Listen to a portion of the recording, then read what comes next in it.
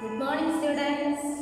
നമ്മൾ കഴിഞ്ഞ ദിവസം സ്വാമി വിവേകാനന്ദൻ്റെ നരേന്ദ്രൻ്റെ ജീവിതത്തിലുണ്ടായ ഒരു സംഭവ വികാസനം, ഒരു സംഭവമൊന്നല്ല, അദ്ദേഹത്തിൻ്റെ വിധി പോലും മാറ്റിമറിക്കത്തക്ക രീതിയിലുണ്ടായിരുന്ന ഒരു മാറ്റത്തെ പറ്റിയാണ് നമ്മൾ പറഞ്ഞത്. പെട്ടെന്ന് ഒരു ദിവസം അദ്ദേഹത്തിൻ്റെ അച്ഛൻ മരണപ്പെട്ടു, അല്ലേ? അദ്ദേഹത്തിൻ്റെ അച്ഛൻ മരണപ്പെട്ടപ്പോഴേക്കും എന്താണ് സംഭവിച്ചത്?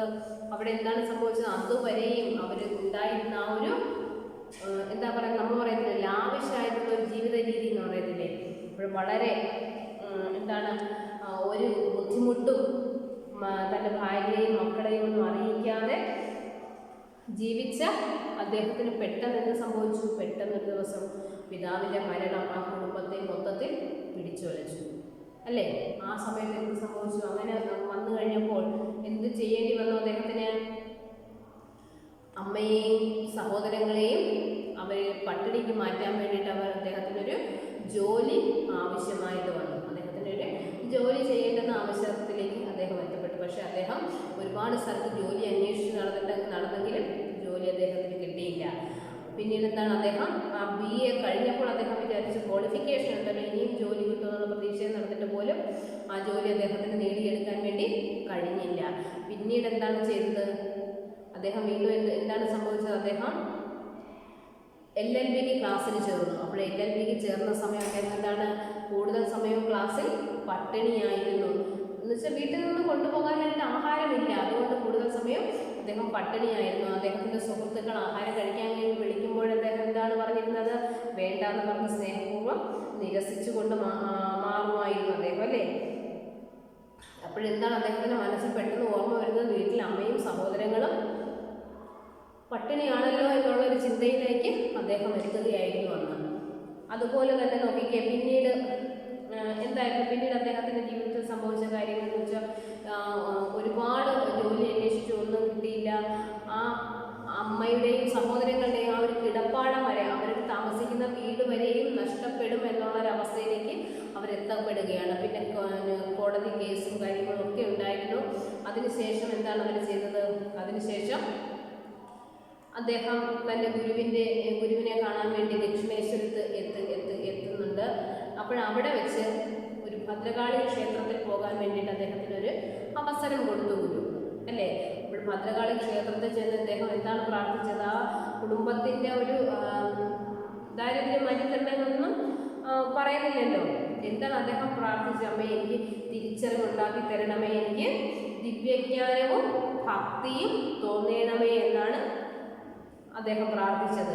ഭക്തിയും ദിവ്യജ്ഞാനവും ഉണ്ടാകണേ എന്നാണ് അദ്ദേഹം പ്രാർത്ഥിച്ചത്. ഓരോ പ്രാവശ്യവും ഗുരുദേവൻ അദ്ദേഹത്തെ പ്രാർത്ഥിക്കാൻ വേണ്ടിയിട്ട് ആ ക്ഷേത്രത്തിലേക്ക് പോകാൻ വിട്ടു. അപ്പോൾ ഓരോ പ്രാവശ്യം തരുമ്പോഴും അദ്ദേഹം പ്രാർത്ഥിക്കും, ഈശ്വരൻ ഭഗവതി എനിക്ക് എന്നും വന്ന് അമ്മയെ കാണാനുള്ള അനുവാദം തരണം. എനിക്ക് ഈശ്വര ഭക്തിയും അറിവും ഉണ്ടാകണമേ എന്നുള്ള പ്രാർത്ഥന മാത്രമായിരുന്നു അദ്ദേഹത്തിന്. അത് ഏതുപോലെയാണെന്നാണ് പറഞ്ഞിരിക്കുന്നത്? ആ ഒരു ഭക്തി എന്താണ്? അദ്ദേഹത്തിൻ്റെ ആ ഒരു ഭക്തിയെ പറ്റി എന്താണ് പറഞ്ഞിരിക്കുന്നത്? കുചേലൻ ശ്രീകൃഷ്ണനെ കാണാൻ വരുമ്പോൾ ഉള്ള കുചേലൻ്റെ ആ ഒരു അവസ്ഥയാണ് പറഞ്ഞിരിക്കുന്നത്. കുചേലൻ കൃഷ്ണനെ കാണാൻ വന്ന കഥ നിങ്ങൾക്കറിയാമല്ലോ.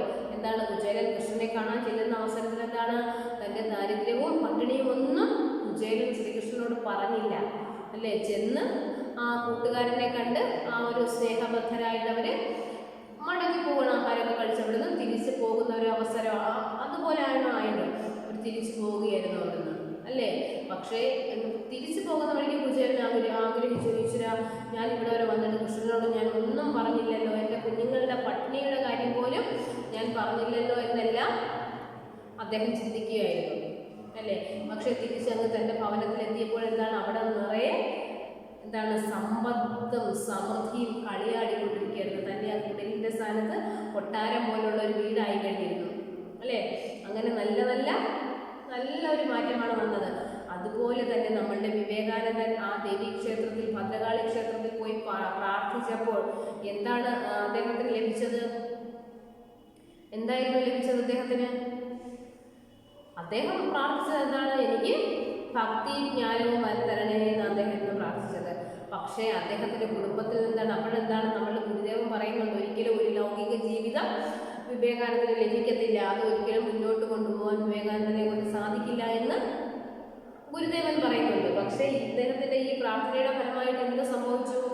ആ പ്രാർത്ഥനയുടെ ഫലമായിട്ട് അദ്ദേഹത്തിന്റെ കുടുംബത്തിൽ കടം തിരികെ കിട്ടാനുള്ള ഒരുപാട് പൈസ അത് കുറേശ്ശെയായിട്ട് തിരികെ കിട്ടി.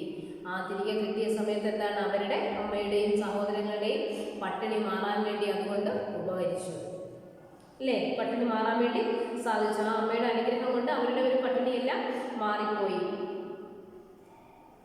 പിന്നീട് എന്താണ് പറഞ്ഞിരിക്കുന്നത്?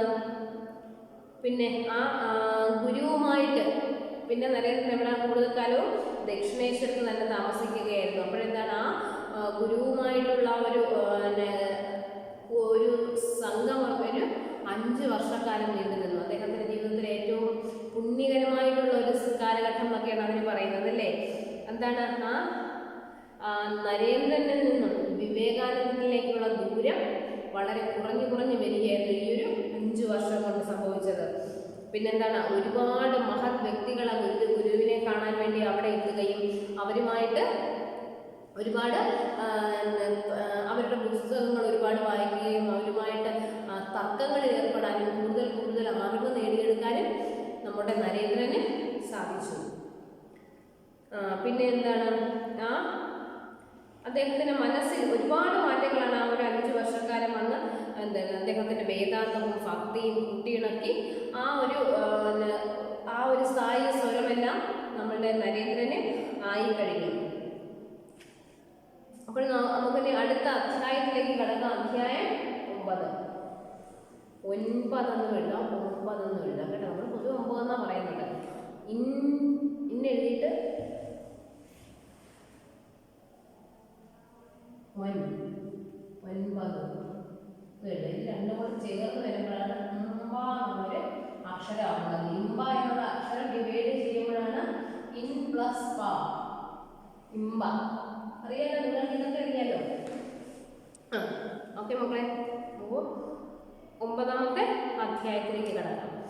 1885 ആദ്യ മാസങ്ങളിൽ ഏറെ സംസാരിച്ചു കഴിയുമ്പോൾ ശ്രീരാമകൃഷ്ണ പരമഹംസന് തൊണ്ടവേദന അനുഭവപ്പെടുമായിരുന്നു. എന്താണ്, 1885 ആ ഒരു ആദ്യ മാസങ്ങളിലേക്ക് ആദ്യ മാസങ്ങൾ എന്ന് പറയുന്നത് എന്താണ്, ഒരു വർഷത്തിന്റെ ആദ്യ മാസങ്ങൾ ഉദ്ദേശിക്കുന്നത് എപ്പോഴാണ്? ജനുവരി, ഫെബ്രുവരി, മാർച്ച് ഒക്കെയാണ് ആദ്യ മാസങ്ങൾ ഉദ്ദേശിക്കുന്നത്. അപ്പോഴെന്താണ്, ഏറെ സംസാരിച്ചുകൊണ്ട് ഒരുപാട് പേരെ സംസാരിക്കുമ്പോഴൊക്കെയാണ് എന്ത് സംഭവിക്കുന്നത്? നമ്മുടെ ശ്രീരാമകൃഷ്ണ പരമഹംസന് തൊണ്ടവേദന അനുഭവപ്പെടുമായിരുന്നു. ആ വേദന നാൾക്കുനാൾ വർദ്ധിച്ചു വന്നു. ഇപ്പം നമുക്ക് തൊണ്ടവേദന എന്ന് പറഞ്ഞാൽ നമുക്ക് പെട്ടെന്ന് ഒരു പേടിയായിരുന്നു. എന്താ, ഇപ്പം ജലദോഷമൊന്നും എല്ലാം കേൾക്കുമ്പോൾ നമുക്ക് ആകെ ഒരു പേടിയേ ഉള്ളൂ. എന്താണ്, കൊറോണയാണോ ദൈവമേ എന്നുള്ള ആ ഒരൊറ്റ ചിന്ത മാത്രമേ നമുക്കുള്ളൂ. പണ്ടൊക്കെ തൊണ്ടവേദന വന്നാലും പനിച്ച് ന്യൂമോണിയ ആയി കഴിഞ്ഞതൊന്നും ആർക്കും ഒരു വിഷയമല്ലായിരുന്നു അല്ലേ? നമുക്കൊക്കെ എന്തുമാത്രം പനി വന്ന് നമ്മൾ സ്കൂളിൽ വരുന്നു, തൊണ്ടവേദന വരുന്നു, ഉപ്പുവെള്ളം കൊള്ളുന്നു, അങ്ങനെയൊക്കെ അങ്ങ് മാറിപ്പോകുമായിരുന്നു. പക്ഷേ നമ്മൾ അതിനേക്കാൾ കൂടുതലായിട്ട് വേറെ കാര്യങ്ങളൊന്നും നമ്മൾ ചെയ്യത്തില്ലായിരുന്നു. ഇപ്പോഴാണെങ്കിൽ മൂക്കൊലിപ്പ് വരുമ്പോഴേ തോന്നും എന്തെങ്കിലും മണങ്ങൾ അറിയാൻ പറ്റുന്നുണ്ടോ ഇല്ലയോ, ടേസ്റ്റ് എന്തെങ്കിലുമൊക്കെ വ്യത്യാസമുണ്ടോ, എന്തെങ്കിലും രുചികൾ അറിയുന്നുണ്ടോ എന്നൊക്കെ പറഞ്ഞിട്ട് കുറേ കറികളൊക്കെ എടുത്ത് കഴിച്ച് നോക്കുമ്പോൾ ഒരു രുചിയൊക്കെ കിട്ടും. ഇപ്പോൾ വൈകുന്നേരങ്ങളാണെങ്കിൽ നമ്മളുടെ നമ്മുടെ കറുകപ്പട്ടയും പാലയും യക്ഷിപ്പാലയും ഒക്കെ പൂക്കുന്ന സീസണാണിപ്പോൾ. അപ്പോൾ ആ സമയത്ത് നമ്മൾ ഇറങ്ങിയത് യക്ഷിപ്പാലയുടെ മണം വരുന്നല്ലോ, അല്ലെങ്കിൽ എന്താണ് കറുകപ്പട്ടയുടെ മണം വരുന്നല്ലോ, അല്ലെങ്കിൽ നമ്മുടെ മയണം പൂക്കുന്നുണ്ടല്ലോ എന്നൊക്കെ പറയുമ്പോഴത്തേന് നമുക്ക് മണം കിട്ടുന്നുണ്ട്, കൊറോണ ഇല്ല എന്ന് നമ്മൾ സ്വയം അത് വിശ്വസിക്കുകയാണ്. പക്ഷെ ഇദ്ദേഹത്തിന് നോക്കിക്കുക എന്ത് പറ്റി? തൊണ്ടവേദന വന്നു. ആ തൊണ്ടവേദന എന്ത് ചെയ്തു? നാൾക്കുനാൾ വർദ്ധിച്ചു വന്നു. ദിവസങ്ങൾ കഴിയുന്തോറും ആ തൊണ്ടവേദന കൂടി വന്നു. 1885 മധ്യത്തോടെ തൊണ്ടയിൽ അർബുദത്തിന്റെ ലക്ഷണങ്ങൾ കണ്ടു തുടങ്ങി. ആദ്യ മാസങ്ങളിൽ അതായത് ഏകദേശം ജനുവരി ഫെബ്രുവരി മാസങ്ങളിൽ എന്താണ്, അദ്ദേഹത്തിന് തൊണ്ടയ്ക്ക് വേദന തുടങ്ങി. പിന്നീട് ആ വേദന കൂടി വരികയും പിന്നീട് എന്തായാലും ആ വർഷം തന്നെ 1885 ആ വർഷം മധ്യം എന്ന് വെച്ചാൽ ഏകദേശം ജൂൺ ജൂലൈ സമയമൊക്കെയാണ്. ആ മധ്യത്തോടുകൂടി അസഹ്യമായ വേദനയായി കഴിഞ്ഞ ആ സമയത്ത് ആ മധ്യത്തോടുകൂടി തൊണ്ടയിൽ അർബുദത്തിന്റെ ലക്ഷണങ്ങൾ കണ്ടു തുടങ്ങി. തൊണ്ടയിൽ അർബുദം എന്ന് വെച്ച് കഴിഞ്ഞാൽ നമ്മൾ ഏറ്റവും കൂടുതൽ ഭയക്കുന്ന രോഗങ്ങളിൽ ഒന്നാണ്. എന്താണ് അത്? നമ്മൾ അറിയപ്പെടുന്ന പേര് ക്യാൻസർ ആണ് കേട്ടോ. അർബുദം എന്ന് പറയുന്ന വാക്കിന്റെ അർത്ഥം എന്താണ്? ക്യാൻസർ ആണ്. എന്നുവെച്ചാൽ കാർന്ന് തിന്നുക എന്നൊക്കെ ആ ഒരു മീനിങ്ങാണ് ഇതിന് വരുന്നത്. അസഹ്യമായ വേദന വകവയ്ക്കാതെ പരമഹംസം ശിഷ്യന്മാരുടെ പഠനകാര്യങ്ങൾ നിർവഹിച്ചു കൊണ്ടിരുന്നു. ഇപ്പോഴെന്താണ്? വളരെ അസഹ്യമായ, സഹിക്കാൻ പറ്റുന്നതിനേക്കാൾ അധികമായിട്ടുള്ള വേദന, അസഹ്യമായിട്ടുള്ള വേദന എന്താണ്?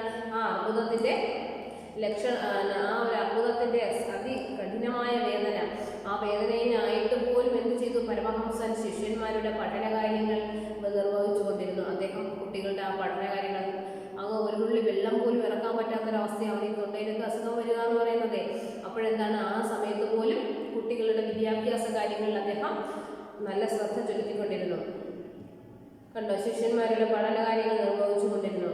ഇനിയും ഗുരുവിനെ വേണ്ട രീതിയിൽ ചികിത്സിച്ചില്ലെങ്കിൽ അപകടം വന്നു ചേരുമെന്ന് നരേന്ദ്രൻ അടക്കമുള്ള ശിഷ്യന്മാർക്ക് തോന്നി. അപ്പോഴെന്താണ്? ഇനിയും ഗുരുവിനെ നല്ല രീതിയിൽ ചികിത്സിച്ചില്ലെങ്കിൽ, വേണ്ടത്ര രീതിയിൽ ചികിത്സിച്ചില്ലെങ്കിൽ അപകടം വന്നു ചേരുമെന്ന് നരേന്ദ്രൻ അടക്കമുള്ള ശിഷ്യന്മാർക്ക് തോന്നി. അപ്പോൾ നരേന്ദ്രൻ അടക്കമുള്ള ആളുകൾക്ക് എന്താണ് തോന്നിയത്? ഗുരുവിനെ ഇനിയും നല്ല രീതിയിൽ ചികിത്സിച്ചില്ലെങ്കിൽ അത് അപകടമാണ്. നിങ്ങൾക്കറിയാം, നമ്മുടെ ശരീരത്തിൻ്റെ ഏതെങ്കിലും ഒരു ഭാഗത്ത് ഈ അർബുദം, ഈ ക്യാൻസർ എന്ന് പറയുന്ന അസുഖം ആണെങ്കിൽ എന്താണ് അത്? ആ ഒരു ഭാഗത്ത് നിന്ന് വന്നിട്ട് എന്താണ്? അതിൻ്റെ വെയിൻസ്, അതിൻ്റെ വേരുകൾ എന്താണ്? നമ്മുടെ ശരീരത്തിൻ്റെ എല്ലായിടത്തും ഓടിയെത്തുകയാണ് ചെയ്യുന്നത്. അപ്പോഴെന്താണ്? ആ ശരീരം മൊത്തത്തിൽ ആ അർബുദത്തിൻ്റെ പിടിയിലേക്ക് ആകുകയാണ് ചെയ്യുന്നത്. ഇപ്പോൾ നമ്മുടെ വിരലിൻ്റെ അറ്റത്തൊക്കെ ആണെങ്കിൽ ക്യാൻസർ വരികയാണെങ്കിൽ എന്താണ്? സ്വാഭാവികമായിട്ട് വിരലങ്ങ് മുറിച്ച് മാറ്റി കഴിഞ്ഞാൽ പിന്നെ അതിൻ്റെ ബാക്കി ട്രീറ്റ്മെൻറ്റ് കൂടെ കഴിഞ്ഞ് കഴിഞ്ഞാൽ പിന്നെ ആ ഒരു വിരലിൽ വന്നിരിക്കുന്ന ആ അർബുദം, ആ ഒരു ക്യാൻസർ നമ്മുടെ ബാക്കി ശരീരകോശങ്ങളിലേക്ക് പകരത്തില്ല. പക്ഷെ അതേസമയം എന്താണ്? ആ ഒരു വിരലിൽ വന്നത് നമ്മളെന്താണ്? മുറിച്ച് മാറ്റുന്നില്ല. അങ്ങനെ ഇരിക്കുകയാണെങ്കിൽ അതിങ്ങനെ വന്ന് നമ്മുടെ കൈ വഴി നമ്മുടെ ശരീരഭാഗങ്ങളിലെല്ലാം എത്തുകയാണ് ചെയ്യുന്നത്. പക്ഷെ അതുപോലെയാണ് തൊണ്ടയ്ക്ക് വരുന്നത്. തൊണ്ട മുറിച്ച് കളയാൻ പറ്റുമോ? പറ്റത്തില്ല. അങ്ങനെ ഒരുപാട് ഏറ്റവും എന്താണ്? നമ്മൾ ഒരു പക്ഷേ നമ്മളുടെ കൊറോണയൊക്കെ നമുക്ക് വന്നു കഴിഞ്ഞാൽ തന്നെ, കൊറോണയൊക്കെ വന്ന് അങ്ങ് കുറച്ച് ഒരു എന്തൊക്കെയാണ്, ഒരു ലൂസ് മോഷനും വൊമിറ്റിങ്ങും അങ്ങനെയുള്ള കാര്യങ്ങളായിട്ടൊക്കെ അങ്ങ് മാറിപ്പോകുമെങ്കിലും, അതൊരു 2-3 ദിവസം അസുഖമായിട്ടൊക്കെ മാറിപ്പോകുമെങ്കിലും അതിനേക്കാൾ ഒരുപാട് ഒരു ദുരന്തമാണ് ഈ ക്യാൻസർ എന്നൊക്കെ പറയുന്ന അസുഖങ്ങൾ. അതുകൊണ്ട് അങ്ങനെയുള്ള മാരകമായിട്ടുള്ള അസുഖങ്ങളൊന്നും ആർക്കും വരാതിരിക്കാൻ വേണ്ടി നമുക്ക് ഓരോരുത്തർക്കും പ്രാർത്ഥിക്കാം കേട്ടോ കുഞ്ഞുങ്ങളെ. നോക്കിയേ, ഇനിയും ഗുരുവിനെ വേണ്ടത്ര രീതിയിൽ ചികിത്സിച്ചില്ലെങ്കിൽ അപകടം വന്നു ചേരുമെന്നും നരേന്ദ്രൻ അടക്കമുള്ള ശിഷ്യന്മാർക്ക് തോന്നി. അങ്ങനെ ഗുരുദേവന്റെ എതിർപ്പിനെ അവഗണിച്ചുകൊണ്ട് അദ്ദേഹത്തെ ശ്യാംപുക്കറിലേക്കും ഏതാനും ദിവസങ്ങൾക്ക് ശേഷം കാശീപുരം ഉദ്യാനഗൃഹത്തിലേക്ക് കൊണ്ടുപോയി. അപ്പോൾ എന്ത് ചെയ്യുന്നു? അദ്ദേഹത്തിന് ഏറ്റവും നല്ല ചികിത്സ എത്രയും പെട്ടെന്ന് കൊടുക്കണം എന്നുള്ള ചിന്തയിൽ അവരെന്ത് ചെയ്തു? അദ്ദേഹത്തെ എവിടേക്കാണ് കൊണ്ടുപോയത്? അദ്ദേഹം പക്ഷെ ഗുരുദേവൻ സമ്മതിച്ചില്ല. ഹോസ്പിറ്റലിൽ പോയത് ഡോക്ടറെ കാണുന്നത് അദ്ദേഹം സമ്മതിച്ചില്ല. അപ്പോഴെന്താണ്? അദ്ദേഹത്തെ എന്ത് ചെയ്തു? ശ്യാംപുക്കൂറിലേക്കും ഏതാനും ദിവസങ്ങൾക്ക് ശേഷം കാശീപുരം ഉദ്യാനഗൃഹത്തിലേക്കും കൊണ്ടുപോയി.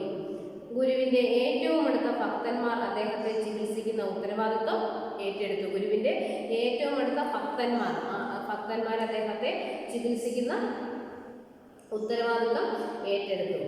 അതിനുവേണ്ട പണം ഗൃഹനാഥരും ധാർമ്മികരുമായ ഭക്തന്മാർ നിർവഹിച്ചു. അപ്പോഴെന്താണ്? അദ്ദേഹത്തെ ചികിത്സിക്കാൻ വേണ്ടിയിട്ട് എന്താണ്? ആ ഏറ്റവും അടുത്ത അദ്ദേഹത്തിൻ്റെ ശിഷ്യന്മാർ തന്നെ ആ ഒരു കർത്തവ്യം ഏറ്റെടുക്കുകയാണ്. ഏറ്റവും അടുത്ത ഭക്തന്മാർ അദ്ദേഹത്തെ ചികിത്സിക്കുന്ന ഉത്തരവാദിത്വം ഏറ്റെടുത്തു. അതിനുവേണ്ട പണം ഗൃഹസ്ഥരും ധാർമ്മികരുമായിട്ടുള്ള ഭക്തർ നിർവഹിച്ചു. അപ്പോൾ ഗൃഹസ്ഥരായിട്ടുള്ള കുടുംബമുള്ള ആളുകളും അവരെ ഭക്തരുമായിട്ടുള്ള ആളുകളെല്ലാം ആ ഒരു ചികിത്സാ ചിലവ് നിർവഹിക്കാൻ വേണ്ടി മുന്നോട്ട് വന്നു. നരേന്ദ്രന്റെ നേതൃത്വത്തിൽ എല്ലാ ശിഷ്യന്മാരും കാശീപുരത്ത് താമസവുമായി. എന്താണ് ആ കാശീപുരത്ത്? എന്തായിരുന്നു? ഉദ്യാനാശ്രമമല്ലായിരുന്നോ? ഉദ്യാനഗൃഹമല്ലേ കാശീപുരത്ത്? ആ നരേന്ദ്രന്റെ നേതൃത്വത്തിൽ. അപ്പോൾ അദ്ദേഹം അവിടെ കാശീപുരത്ത് താമസിക്കാൻ പോകുന്ന സമയത്ത് അദ്ദേഹത്തിൻ്റെ കൂടെ അദ്ദേഹത്തിൻ്റെ ശിഷ്യഗണങ്ങൾ എല്ലാവരും കാശീപുരത്തേക്ക് താമസിക്കാൻ വേണ്ടി പോയി. രാമകൃഷ്ണ പരമഹംസന്റെ ശിഷ്യന്മാരിൽ നല്ലൊരു പങ്കും യുവാക്കളായിരുന്നു. അത് എന്താണ് വേറൊരു പ്രത്യേകത എന്ന് പറയുന്നത്? രാമകൃഷ്ണ പരമഹംസന്റെ ശിഷ്യന്മാരിൽ നല്ലൊരു പങ്ക് യുവാക്കളായിരുന്നു. പ്രത്യേകിച്ചും കലാശാല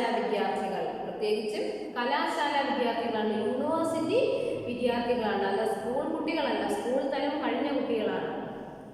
പഠിക്കേണ്ട സമയത്ത് ഗുരുപൂജ എന്ന രീതിയിൽ കാശീപുരത്ത് തന്നെ അവരെല്ലാം തങ്ങുന്നതിനാൽ ഓരോരുത്തരുടെയും വീട്ടുകാർ പല രീതിയിലും അസ്വസ്ഥത പ്രകടിപ്പിച്ചു. അപ്പോഴെന്താണ്, പഠിക്കേണ്ട സമയത്ത് കലാശാല വിദ്യാർത്ഥികൾ എന്ന് വെച്ചാൽ സ്കൂൾ കുട്ടികളാണത് കളിച്ച് നടക്കുന്ന അവസ്ഥയല്ല, അവർക്ക് കുറേ കാര്യങ്ങൾ കൂടുതലായിട്ട് പഠിക്കാനുള്ള കുട്ടികളാണ്. അപ്പോൾ ആ സമയത്ത് എന്ത് ചെയ്യും അവര്? പഠിക്കേണ്ട സമയത്ത് ഗുരുപൂജ എന്ന രീതിയിൽ കാശീപുരത്ത് തന്നെ അവരെല്ലാം തങ്ങുന്നതിൽ ഓരോരുത്തരുടെയും വീട്ടുകാർ പല രീതിയിലും അസ്വസ്ഥത പ്രകടിപ്പിച്ചു. അപ്പോൾ എന്തൊക്കെ വന്നിട്ട് ഇവർ വീട്ടിൽ തന്നെ ആ ഒരു ഗുരുവിൻ്റെ അടുത്ത് അവിടെ തന്നെ തങ്ങുന്നതിൽ എന്താണ് അവരുടെ എല്ലാവരുടെയും വീട്ടുകാർ എന്ത് ചെയ്തു? പലതരത്തിലുള്ള അസ്വസ്ഥത പ്രകടിപ്പിച്ചു. വീട്ടുകാരുടെ പരാതികൾ യുവാക്കൾ നരേന്ദ്രനോട് പറഞ്ഞു. അപ്പോൾ വീട്ടുകാർ പറയുന്ന പരാതികളെല്ലാം എന്താണ്? നമ്മുടെ ആ കുട്ടികളെല്ലാവരും ആരുടെ കൂടാണ് പറഞ്ഞത്? നമ്മുടെ നരേന്ദ്രനോടാണ് പറഞ്ഞത്. കണ്ടോ? അത് കേട്ടപ്പോൾ നരേന്ദ്രൻ പറഞ്ഞു. അപ്പോഴെന്താണ് ഇതെല്ലാം കേട്ട് കഴിഞ്ഞപ്പോൾ നരേന്ദ്രൻ എന്താണ് പറഞ്ഞത് നോക്കിക്കേ. ചങ്ങാതിമാരെ, ഇത്രയും മഹാനായ ഒരു ആചാര്യന്റെ അടുപ്പം നമ്മൾക്കിനി ലഭിച്ചെന്ന് വരില്ല. എന്താണ് പറഞ്ഞത്?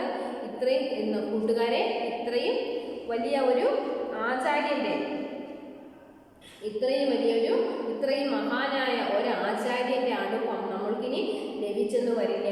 ഗുരുദേവനോടുള്ള നമ്മുടെ കടമയാണ് ഈ രോഗാവസ്ഥയിൽ അദ്ദേഹത്തെ പരിചരിക്കുക എന്നത്. ഗുരുദേവനോടുള്ള നമ്മുടെ കടമയാണ് ഈ രോഗാവസ്ഥയിൽ അദ്ദേഹത്തെ പരിചരിക്കുക എന്നത്. അതുകൊണ്ട് കുറച്ച് ദിവസം ആരും എങ്ങും പോകാതെ ഇവിടെ തന്നെ താമസിക്കണം. അതുകൊണ്ട് എന്താണ്, കുറച്ച് ദിവസത്തേക്ക് ആരും എവിടേക്കും പോകാതെ ഇവിടെ തന്നെ താമസിക്കണം. എന്താണ് അപ്പോഴും വീട്ടുകാരുടെ പരാതികൾ ആ കുട്ടികൾ ആരോടാണ് പറയുന്നത്? നമ്മുടെ നരേന്ദ്രനോട് പറയുകയാണ്. അപ്പോൾ നരേന്ദ്രൻ എന്താണ് പറയുന്നത്? ഇത്രയും മഹാനായിട്ടുള്ള ഒരു ആചാര്യന്റെ അടുപ്പം നമ്മൾക്കിനി ലഭിക്കത്തില്ല. അതുകൊണ്ട് അദ്ദേഹത്തിന് സുഖമില്ലാതിരിക്കുന്ന ഈ ഒരു അവസരത്തിൽ എന്ത് വേണം?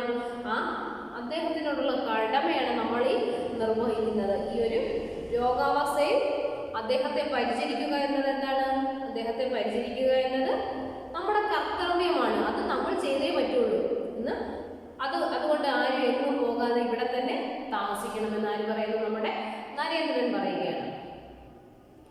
നരേന്ദ്രന്റെ വാക്കുകൾ അവർ കേട്ടു. 15 പേരടങ്ങുന്ന ഒരു സംഘമായിരുന്നു അത്.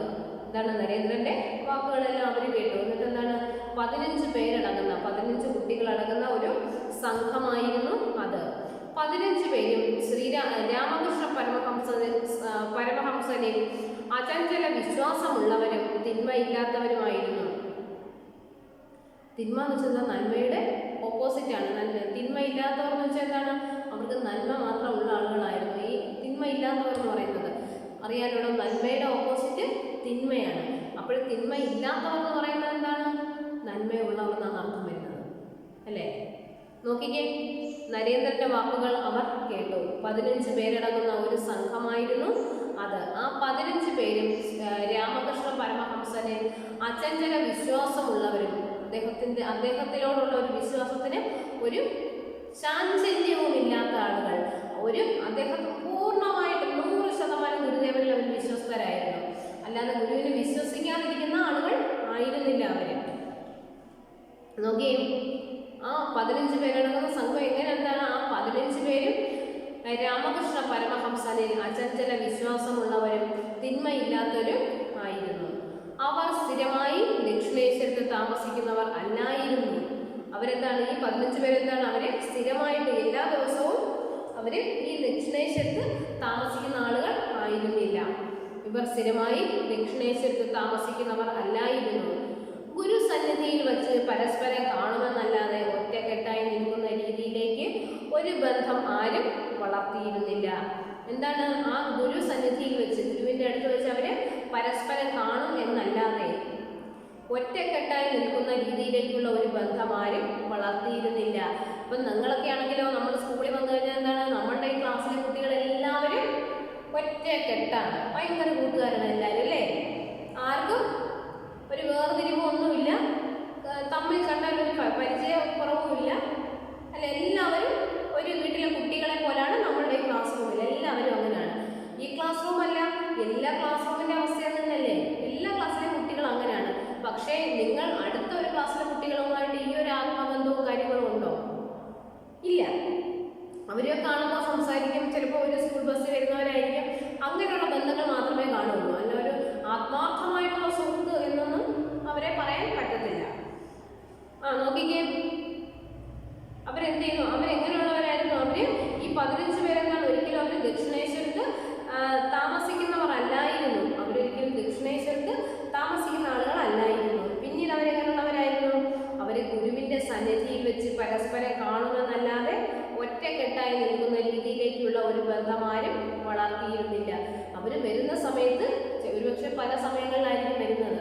അല്ലെ? അങ്ങനെ വരുന്ന സമയത്ത് ആ ഗുരുവിൻ്റെ അടുത്ത് നിന്നൊന്ന് കാണുമെന്നല്ലാതെ ഒരിക്കലും ആ തമ്മിലുള്ള ഒരു ആത്മബന്ധമൊന്നും വളർന്നിരുന്നില്ല അവർ തമ്മിൽ. കണ്ട, ഗുരുസന്നിധിയിൽ വെച്ച് പരസ്പരം കാണുമെന്നല്ലാതെ ഒറ്റക്കെട്ടായി നിൽക്കുന്ന രീതിയിലേക്കുള്ള ഒരു ബന്ധം ആരും വളർത്തിയിരുന്നില്ല. എന്നാൽ ഗുരുവിൻ്റെ രോഗാവസ്ഥ പരസ്പരം ഉറപ്പുള്ള ഒരു ബന്ധം വളർത്തുന്നതിന് അവരെ സഹായിച്ചു. അപ്പോഴെന്താണ് ഗുരുവിൻ്റെ ഇപ്പോൾ വന്ന ഈ ഒരു രോഗാവസ്ഥ, ആ രോഗാവസ്ഥ പോലെ എന്ത് ചെയ്തു? അവർ പരസ്പരം ഒരു ബന്ധം വളർത്തുന്ന ഒരു അവസ്ഥ എത്തിക്കാൻ വേണ്ടി അവരെ സഹായിച്ചു. അപ്പോൾ ഗുരുവിനെ സുഖമില്ലാതെ കിടക്കുകയാണ്, ഗുരുവിനെ ശുശ്രൂഷിക്കാൻ വേണ്ടി അവിടെ കാത്തു നിൽക്കുന്ന ആളുകളാണ് അവരെല്ലാവരും. അപ്പോഴെന്താണ് ആ 15 പേരും തമ്മിൽ എന്താണ് ഒരു നല്ല ഒരു ആത്മബന്ധം അവിടെ സ്ഥാപിക്കാൻ വേണ്ടി കഴിയും. അത്രയും നാളും അവർ തമ്മിൽ ഒരു ആത്മബന്ധവും ഇല്ലായിരുന്നു, വല്ലപ്പോഴും ഒന്നും കാണുന്ന ആളുകൾ മാത്രമായിരുന്നു. പക്ഷെ ഇപ്പോഴെന്താണ് അവർ തമ്മിൽ ഒന്ന് കാണാനുള്ള ഒരു ആത്മബന്ധം അവിടെ ഉണ്ടായി. ഒരു ആത്മബന്ധവും അവിടെ ഗുരുവിൻ്റെ രോഗാവസ്ഥ പരസ്പരം ഉറപ്പുള്ള ഒരു ബന്ധം വളർത്തുന്നതിന് അവരെ സഹായിച്ചു. വീട്ടുകാരുടെ എതിർപ്പിനെ അവഗണിച്ച് 15 പേരും ഗുരുവിനെ സേവിച്ചു. അദ്ദേഹം നൽകുന്ന നിർദ്ദേശങ്ങൾ പാലിച്ചും അവിടെ തന്നെ താമസിച്ചു. എന്താണ് ചെയ്തത്? ആ വീട്ടുകാരുടെ എതിർപ്പുണ്ടെന്ന് നമ്മൾ ആദ്യമേ പറയുന്നുണ്ടല്ലോ. എന്താണ് ആ കലാശാല വിദ്യാർത്ഥികളായിരിക്കുന്ന അവരെന്താണ് ചെയ്യുന്നത്? ആ കലാശാല വിദ്യാർത്ഥികൾ പഠിക്കേണ്ടുന്ന സമയത്ത് എന്ത് ചെയ്യുമായിരുന്നു? അവർ പഠിക്കാതെ ഗുരുവിനെ സംരക്ഷിക്കാൻ വേണ്ടി പോകുമായിരുന്നു. അപ്പോൾ വീട്ടുകാർക്ക് എന്താണ് അതിനകത്ത് അമർഷമുണ്ട്. അവർ കുട്ടികളെ വിളിച്ച് പറഞ്ഞു. കുട്ടികൾ എന്താണ് അവർ ചെന്ന് അവരുടെ പ്രിയപ്പെട്ട നരേന്ദ്രനോട് പറഞ്ഞു. അപ്പോൾ നരേന്ദ്രൻ എന്താണ് പറയുന്നത്? ഒരിക്കലും നമുക്ക് ഇത്രയും മഹാനായ ഒരു ഗുരുവിനെ സേവിക്കാനുള്ള ഒരു അവസരം ഇനി നമ്മളുടെ ജീവിതത്തിൽ കിട്ടത്തില്ല. അതുകൊണ്ട് എന്താണ് നമ്മളുടെ ഓരോരുത്തരുടെയും കടമയാണ് ഇതെന്ന് അദ്ദേഹം അവരെ പറഞ്ഞ് ബോധിപ്പിക്കുകയും എല്ലാവരും അവിടെ തന്നെ തങ്ങുകയും ചെയ്തു. അപ്പോൾ നോക്കിക്കേ, ആ 15 പേരും ഗുരുവിനെ സേവിച്ചും അദ്ദേഹം നൽകുന്ന നിർദ്ദേശങ്ങൾ പാലിച്ചും അവിടെ തന്നെ താമസിച്ചു. ഇവർക്കെല്ലാം ധ്യാനത്തിലൂടെ എന്തെങ്കിലും തരത്തിലുള്ള ആധ്യാത്മിക അനുഭൂതിയും ലഭിച്ചിരുന്നു. അപ്പോൾ ഈ ഗുരുദേവന്റെ കൂടെ നിൽക്കുന്നവർക്കെല്ലാം എന്ത് ചെയ്യുന്നുണ്ട്? ഇവർക്കെല്ലാം ധ്യാനത്തിലൂടെ ഏതെങ്കിലും തരത്തിലുള്ള ആധ്യാത്മിക അനുഭൂതിയും ലഭിച്ചിരുന്നു.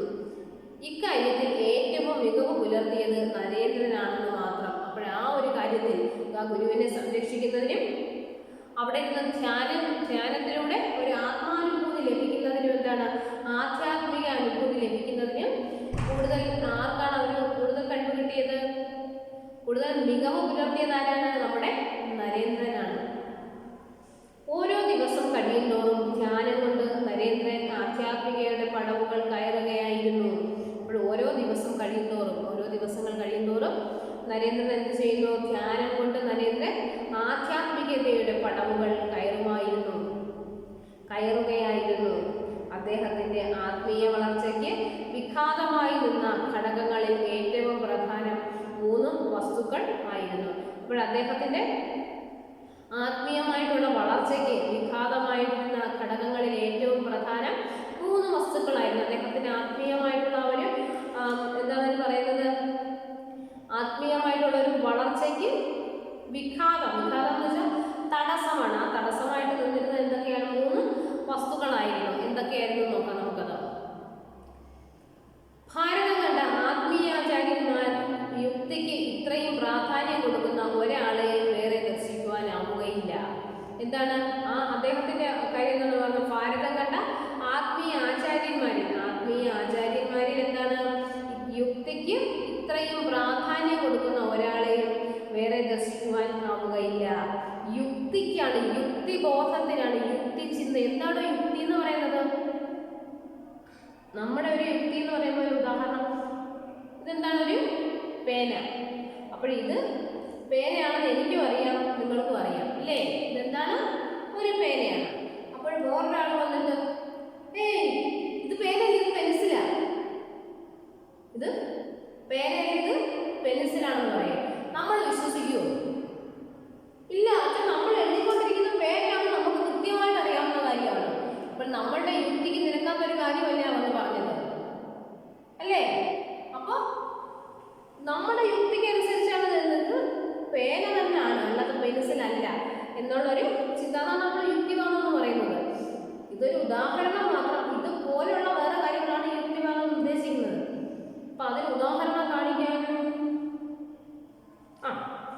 ഇതെന്താണ്? നമ്മുടെ തേജസ്വിയ വാഗ്മി എന്നുള്ള പുസ്തകമാണ്. ഇത് ഒരാൾ വന്നിട്ട് ഇത് പുസ്തകമല്ല, ഇത് നോട്ട്ബുക്ക് ആണെന്ന് പറഞ്ഞാൽ നമ്മൾ വിശ്വസിക്കുമോ? നമുക്കത് അംഗീകരിച്ചു കൊടുക്കേണ്ട കാര്യമുണ്ടോ? ഇല്ല. ഇത് 100% ഉറപ്പാണ്. ഇത് പുസ്തകമാണ്, ഇത് നോട്ട്ബുക്ക് അല്ല. അതാണ് യുക്തിവാദം എന്ന് പറയുന്നത്. നമ്മുടെ യുക്തിക്ക് നമ്മളെ സ്റ്റാൻഡിൽ നിൽക്കണം.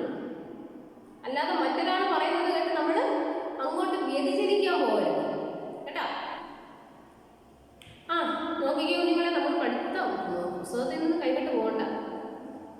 നോക്കിക്കേ, എന്തായിരുന്നു? ഭാരതം കണ്ട ആത്മീയ ആചാര്യന്മാരിൽ യുക്തിക്ക് ഇത്രയും പ്രാധാന്യം കൊടുത്ത ഒരാളെയും വേറെ ദർശിക്കുവാൻ ആവുകയില്ല. നരേന്ദ്രൻ ഗുരു എന്ന ആദർശം അംഗീകരിക്കുന്നില്ലായിരുന്നു. എന്താണ്? നരേന്ദ്രൻ ഗുരു എന്നുള്ളൊരു ആദർശത്തെ എന്താണ്? അംഗീകരിക്കുന്നില്ലായിരുന്നു. ആ ഒരു ആദർശത്തിന് ഒരിക്കലും അദ്ദേഹം അംഗീകരിക്കാത്ത ഒരാളായിരുന്നു. അദ്വൈത സത്യത്തോടുള്ള സമീപനം അദ്ദേഹത്തിന് പുച്ഛം കലർന്നതായിരുന്നു. അദ്വൈത സത്യത്തോടുള്ള സമീപനം അദ്ദേഹത്തിന് പുച്ഛം കലർന്നതായിരുന്നു. ലോകമാതാവിനെ അംഗീകരിക്കാതിരുന്നത് ഒരു തടസ്സമായി നിന്നത്. ലോകമാതാവിനെ അംഗീകരിക്കാതിരുന്നതാണ് ഒരു തടസ്സമായിട്ട് നിന്നത്. എന്താണ് അദ്ദേഹത്തിന് വന്നൊരു തടസ്സങ്ങളിലൊന്ന്? ലോകമാതാവിനെ അംഗീകരിക്കാതിരുന്നത് ഒരു തടസ്സമായി നിന്നു. ഇതെല്ലാം നരേന്ദ്രന്റെ യുക്തിഭദ്രമായ ചിന്തയിൽ നിന്നും ഉരുത്തിരിഞ്ഞവയായിരുന്നു. ഇതെല്ലാം എവിടെ നിന്നാണ് വന്നത്? നമ്മുടെ നരേന്ദ്രന്റെ യുക്തിഭദ്രമായ ചിന്തയിൽ നിന്നും ഉരുത്തിരിഞ്ഞവയായിരുന്നു. പാമ്പ് പടപൂരുന്നത് പോലെ കഴിഞ്ഞ കുറേ വർഷങ്ങളുടെ അനുഭവങ്ങളും സാധനങ്ങളും നരേന്ദ്രനിൽ നിന്നും മുകളിൽ പറഞ്ഞ അവസ്ഥകളെ പൊഴിച്ചു കളഞ്ഞു. എന്താണ് പറയുന്നത്? നോക്കി, എങ്ങനെയാണ് ഉദാഹരണം പറഞ്ഞിരിക്കുന്നത്? ശ്രദ്ധിച്ച കുഞ്ഞുങ്ങളെ, പാമ്പ് പടപൂരുന്നത് പോലെ. പാമ്പിന്റെ പടം പൊഴിക്കുന്നത് അറിയാമോ നിങ്ങൾക്ക്? പാമ്പാണെങ്കിലും ചേരയാണെങ്കിലും നമ്മളുടെ ഉരകങ്ങളെല്ലാം കുറച്ച് സമയം കഴിയുമ്പോഴത്തേന് അവരുടെ ദേഹത്തെ ആ ഒരു ഡെഡ് സ്കിൻ, നമ്മുടെ ശരീരത്തിലാണെങ്കിൽ തന്നെ എന്താണ്? Dead skin ഇളകിപ്പോകും. നിർജീവമായിട്ടുള്ള കോശങ്ങൾ ഇളകിപ്പോകും. നമ്മൾ ഡെഡ് സ്കിന്നാണെന്ന് പറയുന്നത്. ആ ഡെഡ് സ്കിൻ എല്ലാം ഇളകിപ്പോകും. അതുപോലെ നമ്മളുടെ ഉരകങ്ങളെല്ലാം എന്ത് ചെയ്യും? അവരുടെ ദേഹത്തെ ആ ഒരു ഡെഡ് സ്കിൻ പടം അത് ഇളക്കിക്കളയും. നമ്മൾ പുരയിടത്തിൽ കൂടെ കാട്ടുപുരയിടത്തിൽ കൂടെ പോകുമ്പോഴത്തേന് കാണാം പാമ്പിൻ്റെയും ചേരയുടെയും തോലിങ്ങനെ കിടക്കും. അതേ ഡിസൈനിൽ ഇങ്ങനെ ആ നീളത്തിൽ കിടക്കും. പെട്ടെന്ന് കാണുമ്പോൾ പേടിച്ചു പോകും നമ്മൾ. അയ്യോ, പാമ്പ് കിടക്കുന്നേന്ന് വിചാരിക്കും. പക്ഷെ ഒന്നും കൂടെ നോക്കുമ്പോഴെന്താണ്? അതിൻ്റെ പടമാണ്, അതിൻ്റെ പുറത്ത് തൊലിയാണ് കിടക്കുന്നത്. അതിൻ്റെ സ്കിൻ ഇളക്കി കളഞ്ഞിട്ടാണ് അത് പോകുന്നത്. അപ്പോഴെന്താണ്? ആ ഒരു സ്കിൻ ഇളക്കി കഴിയുമ്പോഴത്തേന് അവർക്ക് നല്ല പുതിയ ഫ്രഷ് ആയിട്ടുള്ള സ്കിന്ന് ദേഹത്ത് കാണും കേട്ടോ. കണ്ടിട്ടുണ്ടോ പാമ്പും പടവും ചേരപ്പടമൊക്കെ പുരയിടത്തിലൊക്കെ കിടക്കുന്നത്? ആര് കാണുന്നു? പുരയിടം പിന്നല്ലേ അതിനകത്ത് കിടക്കുന്ന ചേരപ്പടം കാണുന്നില്ലയോ? അങ്ങനെ ചിന്തിക്കുന്ന പാർട്ടികളാണ്, എനിക്കറിയാം നിങ്ങൾ. പക്ഷേ നമ്മളെല്ലാം അറിഞ്ഞിരിക്കണം കേട്ടോ കുഞ്ഞുങ്ങളെ. നോക്കിയേ, പാമ്പ് പടപൂരുന്നത് പോലെ കഴിഞ്ഞ കുറേ വർഷങ്ങളുടെ അനുഭവങ്ങളും സാധനങ്ങളും നരേന്ദ്രനിൽ നിന്ന് മുകളിൽ പറഞ്ഞ അവസ്ഥകളെ പൊഴിച്ചു കളഞ്ഞു. അദ്ദേഹത്തിന്റെ ആ ഒരു ആദ്യത്തെ ചിന്താഗതികളല്ലേ ഈ പറയുന്നത്? എന്താണ്? ആ ഗുരു എന്നുള്ളൊരു ദർശനം അദ്ദേഹത്തിന് ഇല്ലായിരുന്നു. പിന്നെ അദ്വൈത സത്യത്തിനോടുള്ള അദ്ദേഹത്തിന്റെ സമീപനം പുച്ഛം കലർന്നതായിരുന്നു. വീണ്ടും ഉണ്ടല്ലോ, ലോകമാതാവിനെ അംഗീകരിക്കത്തില്ലായിരുന്നു. പിന്നെന്താണ്? യുക്തിഭദ്രമായ ചിന്തകളിൽ ഉരുത്തിരിഞ്ഞവനായിരുന്നു. അതൊക്കെ പറയുന്നുണ്ട്. പക്ഷെ എന്താണ്? ആ വർഷങ്ങൾക്ക് ശേഷം എന്താണ്? പാമ്പ് പടപൂരുന്നത് പോലെ കഴിഞ്ഞ കുറേ വർഷങ്ങളുടെ അനുഭവം സാധനങ്ങളും നരേന്ദ്രനിൽ നിന്നും മുകളിൽ പറഞ്ഞ അവസ്ഥകളെ പൊഴിച്ചു കളഞ്ഞു. നരേന്ദ്രൻ ഗുരുവിനെ അംഗീകരിച്ചു. അതിനുശേഷം വർഷങ്ങൾക്ക് ശേഷം പാമ്പ് പടപൂരുന്നത് പോലെ നമ്മുടെ നരേന്ദ്രൻ എന്ത് ചെയ്തു? നരേന്ദ്രൻ പുതിയ അദ്ദേഹത്തിന്റെ ചിന്താഗതിയിൽ നിന്നെല്ലാം ഒരുപാട് മാറിക്കഴിഞ്ഞു. ഒരുപാട് മാറ്റം അദ്ദേഹത്തിന് ഉണ്ടായി.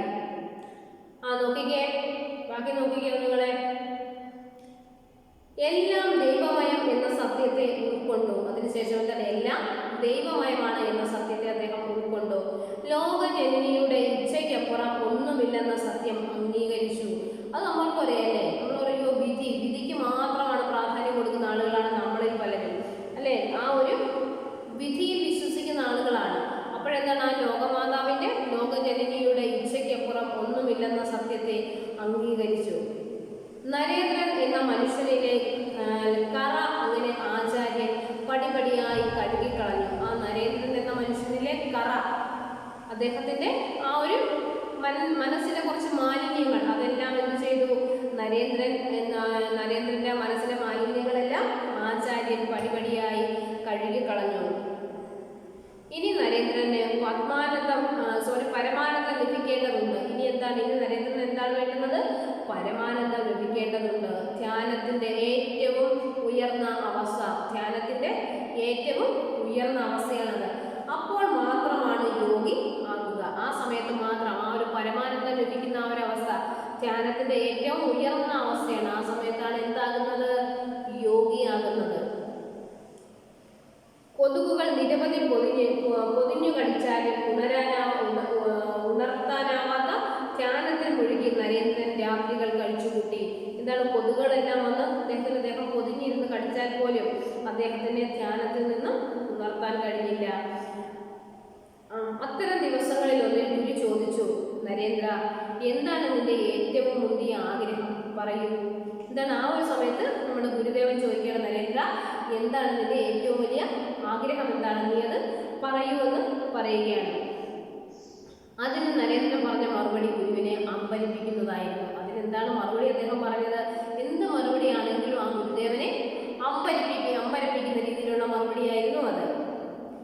എൻ്റെ ഈ ശരീരം നിലനിൽക്കുന്നതിന് ആവശ്യമായ ലഘുഭക്ഷണം കഴിക്കുന്നതിന് വേണ്ട ഉണർവ് സമയം ഒഴികെ ബാക്കിയുള്ള നേരം അത്രയും സമാധിയിൽ മുഴുകിയിരിക്കാനാണ് ആഗ്രഹം എന്നായിരുന്നു നരേന്ദ്രന്റെ മറുപടി. എന്താണ് അദ്ദേഹം മറുപടി പറഞ്ഞത്? എൻ്റെ ഈ ശരീരം നിലനിർത്തുന്നതിന് ആവശ്യമായ ലഘുഭക്ഷണം കഴിക്കുന്ന സമയം, എൻ്റെ ഈ ശരീരം ഒന്ന് ജീവനോടെ ഇരിക്കുന്നതിന് വേണ്ടിയിട്ട് ആവശ്യമായിട്ടുള്ള ലഘുവായിട്ടുള്ള എന്തെങ്കിലും ആഹാരം കഴിക്കുന്ന സമയത്ത്, ആ സമയത്ത് മാത്രം ഉണർന്നിരിക്കുകയും ബാക്കിയുള്ള സമയം ധ്യാനത്തിലിരിക്കാനാണ് എൻ്റെ ആഗ്രഹം. ബാക്കി അത്ര നേരം സമാധിയിൽ മുഴുകിയിരിക്കാനാണ് എൻ്റെ ഏറ്റവും വലിയ ആഗ്രഹം എന്നായിരുന്നു നരേന്ദ്രന്റെ മറുപടി.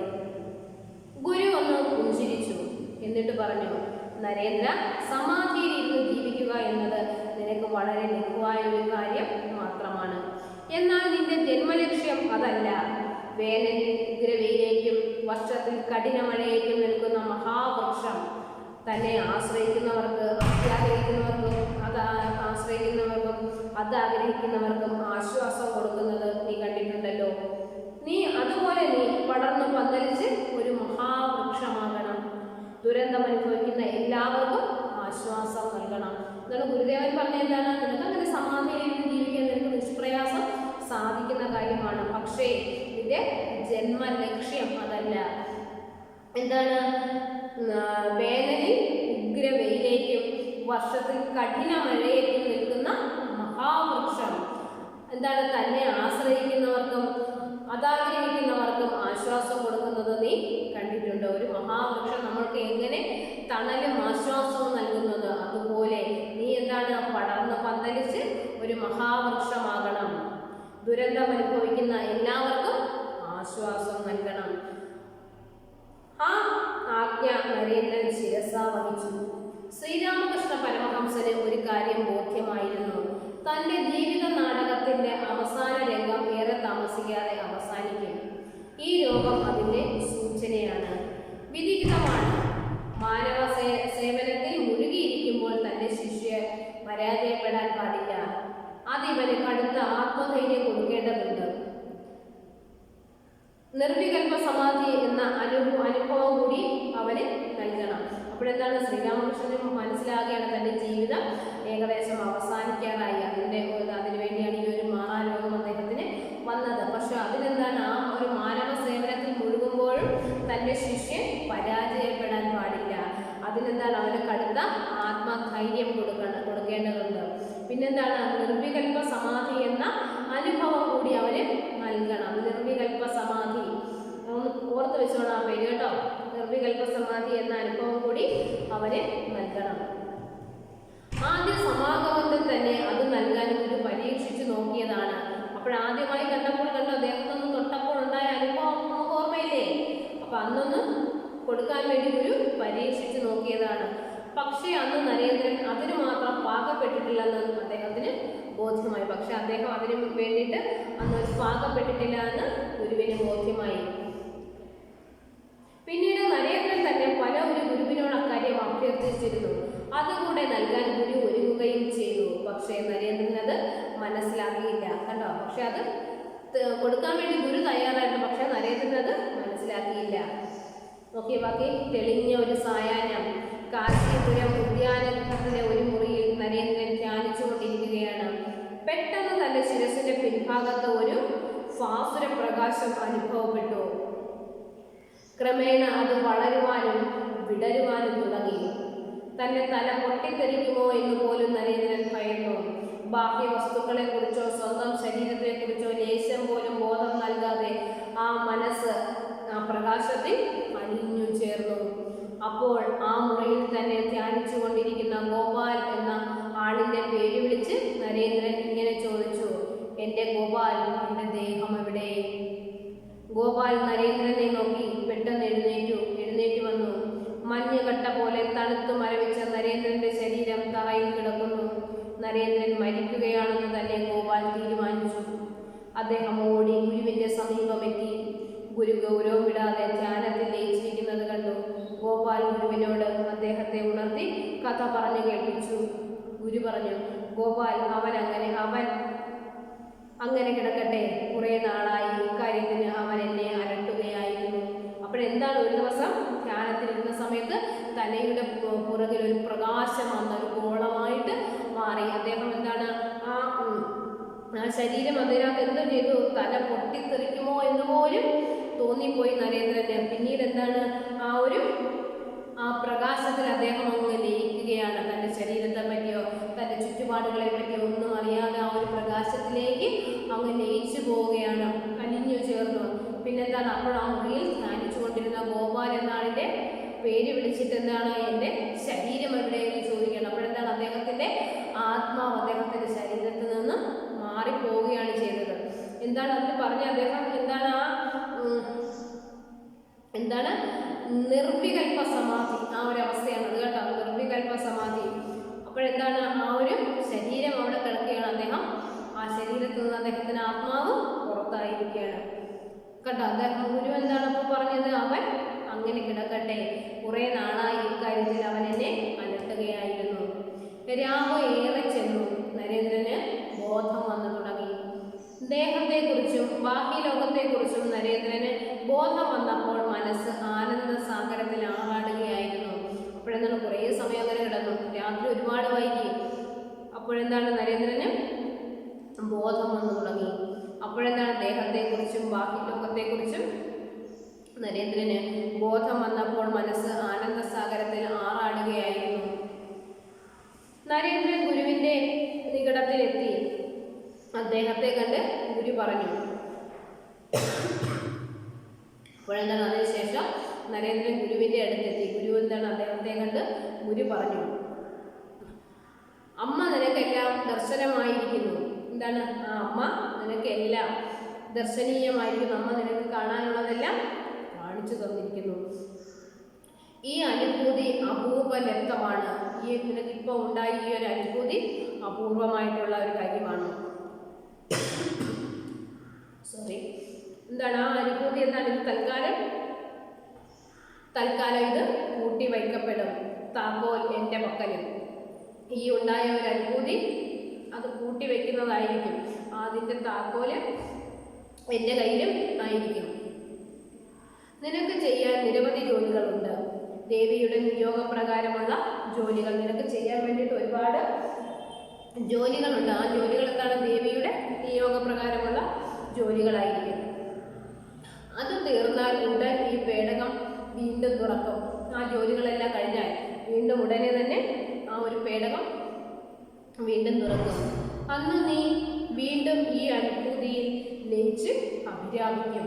നീ അന്ന് ആ ഒരു സമയത്ത് ഈ ഒരു അനുഭൂതി നിനക്ക് വീണ്ടും ഉണ്ടാകും. ആ ഒരു അനുഭൂതിയിൽ ലയിച്ച് നീ അഭിരാമിക്കും. എന്താണ് പറയുന്നത്? അദ്ദേഹത്തിന് ഉണ്ടായ അനുഭവം എന്താണെന്ന് പറഞ്ഞത്? ആ ദേവിയുടെ ഒരു അനുഗ്രഹമാണ് അദ്ദേഹത്തിന് കിട്ടിയിരിക്കുന്നത്. ഇതൊരു അപൂർവ ലബ്ധിയാണ്. ഇതെന്താണ്? തൽക്കാലം കൂട്ടിവയ്ക്കപ്പെടുകയാണ്. ഇതാണ് അതിൻ്റെ താക്കോലാരുടെ ഗുരുദേവന്റെ കയ്യിലാണ്. ഇതെന്താണ്? ഇനി എന്താണ്? നിനക്ക് ചെയ്തു തീർക്കാൻ വേണ്ടി ഒരുപാട് ജോലികളുണ്ട്. അതിനെല്ലാം ശേഷം വീണ്ടും ഈ ഒരു പേടകം തുറക്കപ്പെടുകയും വീണ്ടും നിനക്ക് ഒരു ആനന്ദലബ്ധി ലഭിക്കുകയും ചെയ്യും. നരേന്ദ്രൻ തൊഴുകയോടെ അത് കേട്ടു നിന്നു. ഓക്കെ മക്കളെ, അപ്പോൾ നരേന്ദ്രന് എന്താണ് ലഭിച്ചത്? നിർവികാര കൽപ്പ സമാധി എന്നുള്ളൊരു അനുഗ്രഹം ഈശ്വരൻ കൊടുക്കുകയാണ്. അതിന് വന്ന ഒരു അനുഭവത്തെ പറ്റിയാണ് നമ്മുടെ ഈ ഒരു അധ്യായത്തിൽ പറഞ്ഞിരിക്കുന്നത്. ഓക്കെ കുഞ്ഞുങ്ങളെ, നന്നായിട്ട് വായിച്ചു നോക്കുക, വായിച്ച് പഠിക്കുക. ഏത് ചോദ്യം വന്നാലും ഉത്തരം എഴുതാൻ കഴിയണം. അപ്പോൾ നമുക്കിനി അടുത്ത ക്ലാസ്സിൽ അടുത്ത അധ്യായവുമായിട്ട് കാണാം. Okay children, by.